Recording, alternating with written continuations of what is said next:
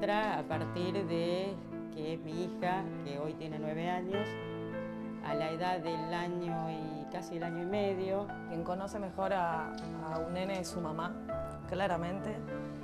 Quien puede describir mejor lo que le está pasando y entender lo que le está pasando, aunque no sepa cómo nombrarlo o cómo ayudarlo.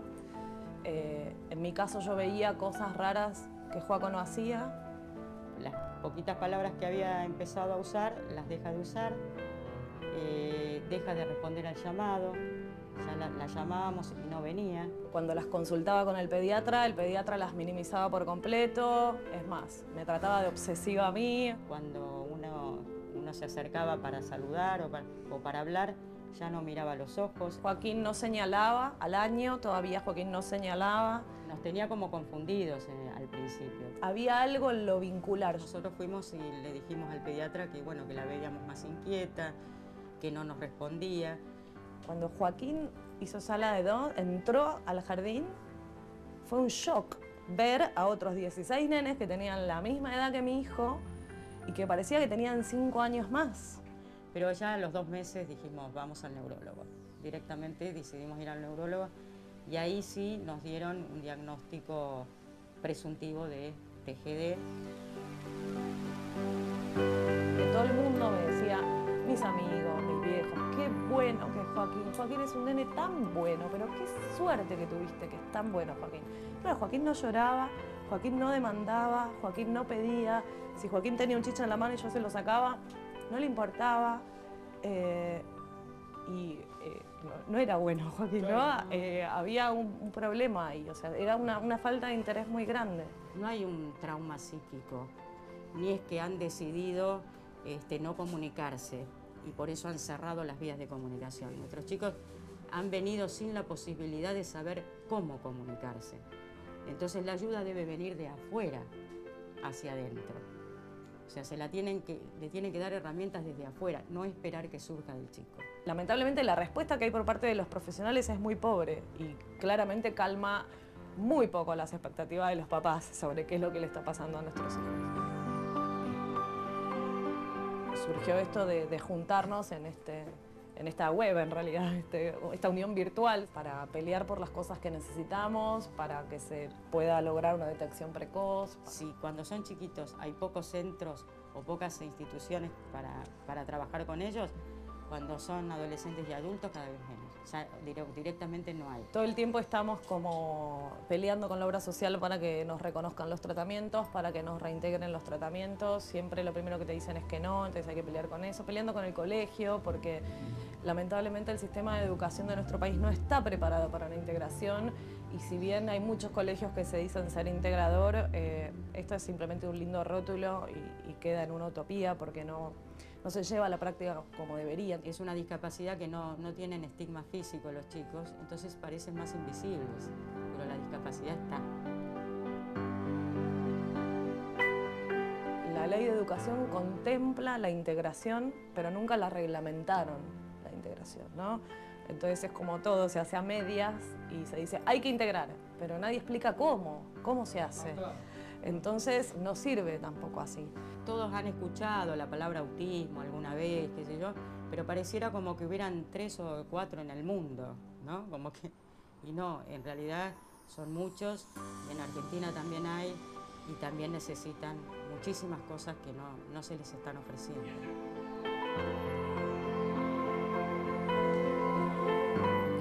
Bueno, de eso se trata y al principio del programa, como ciudadana, yo tenía la sensación de que definitivamente uno poco sabe al respecto de esta enfermedad y también tiene la sensación de que la comunidad médica todavía tiene mucho por investigar respecto al autismo, ¿no? No sé si me estoy equivocando con esta percepción.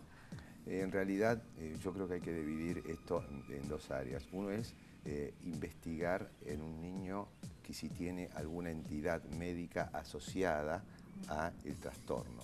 Por ejemplo, en nuestra casuística, entre mis pacientitos, en un 25% de los casos aproximadamente hemos podido identificar una entidad asociada. Y esto es lo que dicen en todo el mundo. Entre el 20 y el 30% de los niños con un trastorno del espectro autista puede identificarse una entidad asociada, que puede ser genética, que puede ser por una infección prenatal. Ustedes piensen que, por ejemplo, un niño con una rubiola congénita o un niño con un tóxico intraútero, que puede ser alcohol, por ejemplo, puede tener posteriormente autismo y por un trastorno en el desarrollo de su cerebro. Ahora, yo pregunto cuántas veces tenemos cuidado, por ejemplo, de informar que no deben beber alcohol las madres, y a veces vemos en la televisión festejando el embarazo una persona tomando una copa de champán. Definitivamente, por como, ejemplo, siempre, ¿no? como siempre hay una responsabilidad enorme por parte de todos nosotros.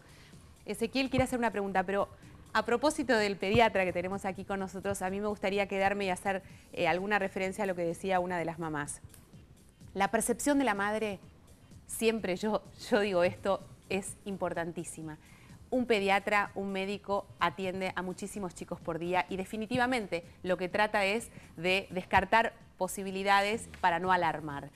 Pero esta mamá decía, yo iba al pediatra y me decía que estaba maximizando una situación, que en realidad lo que yo suponía no era tan así, hasta que finalmente fue a un neurólogo y llegó a este diagnóstico. Digo esto porque me parece que si no, uno echa las culpas en el otro y tiene que definitivamente asumir sus propias responsabilidades y decir, bueno, hay que seguir tratando, no es por acá, voy por allá. Me saco todas las dudas. Sí, ese. Bueno, yo quería preguntarle en general con el tema de la investigación, o sea, viendo a futuro, ¿no? No solo el tratamiento, sino qué se puede saber. Sí. Bien decía el tema de alguna enfermedad asociada, ¿no? Algún síndrome. Pero ¿hay algún otro estudio? Se está empezando a investigar porque la frecuencia, como nos acaba de contar, es bastante alta, es muy alta. Si se está empezando a investigar esto, no solo acá, sino en el mundo, como para tratar de saber bien el origen de ese trastorno. Bueno, está bien. En realidad, cuando yo hablaba de los estudios, hablaba de cada niño en cada familia para su asesoramiento y para el riesgo de tener un segundo hijo. Perfecto. Esa es una parte de la historia. La otra parte bueno, pero eso es importante. Sin entonces. duda. Después lo tocamos. ¿Hay un riesgo real? Si no, el pediatra se enoja. No, ¿hay un riesgo real? Sin duda. Si uno identifica una entidad, puede saber si hay riesgo o no de repetir. Pero si no la identifica, no es que el riesgo es cero. Hay un riesgo empírico que debe dar un genetista. Exacto. Que no lo va a dar el neurólogo ni el Totalmente. pediatra. O sea que aquel que tenga un chico matrimonio, o un matrimonio... que tiene un niño con un trastorno del espectro autista, tiene un riesgo mayor que un matrimonio sin un niño con trastorno del espectro autista. Perfecto. O sea, ese matrimonio. Entonces es importante un asesoramiento genético en ese aspecto. Respecto a la investigación, sí hay trabajos internacionales, Autism Speak o Autismo Habla al Mundo también, en Estados Unidos tiene toda una campaña muy importante de investigación en distintos genes y hay propuestas de distintos genes. Perfecto. De hecho, algunos hay identificados y hay zonas, lo que llaman zonas calientes para algunos genes, pero no tenemos todavía un marcador en el que yo saque sangre y diga, tengo esta alteración, esto es autismo. Puedo decir, tengo esta alteración cromosómica en una enfermedad genética que se asocia a autismo, pero todavía no tenemos el marcador. Por eso es tan difícil el diagnóstico, porque es un diagnóstico de observacional. Claro, obvio. Preguntarle, ¿en algún momento se habló o se dijo que podía haber alguna relación entre las vacunas, la alimentación y el autismo? ¿Esto es así? El tema de las vacunas es un tema muy difícil porque hay que tener mucho cuidado, porque cuando uno habla de vacunas puede desproteger a toda una población y generar un problema muy serio de salud pública. No hay nada que tenga, hay trabajos muy importantes. Fonbon es una de las personas, y lo cito puntualmente porque es una de las personas más importantes en epidemiología en autismo, descartó totalmente la relación entre las vacunas y la vacuna triple y el desarrollo del trastorno del espectro autista. Esto es muy importante. El hecho del mercurio en las vacunas, no existe más ya el mercurio en las vacunas, con lo cual tampoco esto podría ser, y por eso las vacunaciones, los chicos hay que vacunarlos por los riesgos de salud pública, significa generar este tipo de dudas. De dietas no hay nada demostrado. Hay casos de algunos chicos que dicen que sacándole algunos alimentos pueden mejorar, pero no hay demostración científica de casuística. Entonces, bueno, si un padre quiere hacer una dieta, tiene que tener a su pediatra, a su nutricionista y decir, bueno, qué quieren hacer, por qué y con qué objetivo. Pero científicamente no hay publicaciones grandes que digan eso.